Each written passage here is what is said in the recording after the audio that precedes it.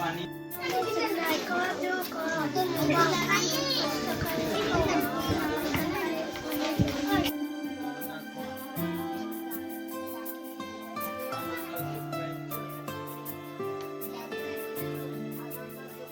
আমার বিদ্যালয় এখন 1987 স্থাপন হয়েছিল আর 2013 সরকারিকরণ হয়েছে।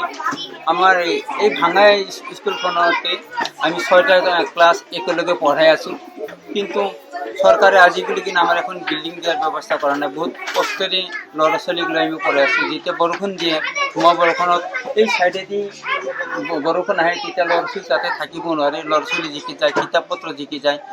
সেইকাৰণে চৰকাৰক অনুৰোধ কৰিছোঁ, চৰকাৰ যাতে অতি সোনকালে আমাৰ এখন বিল্ডিং দিয়ে।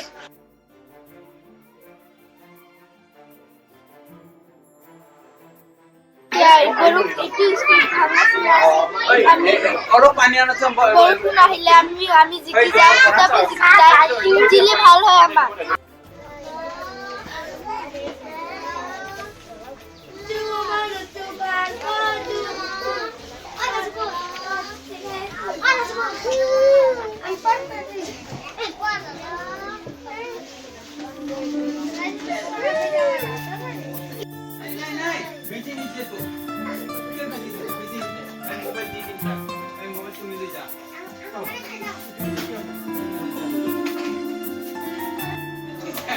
হয়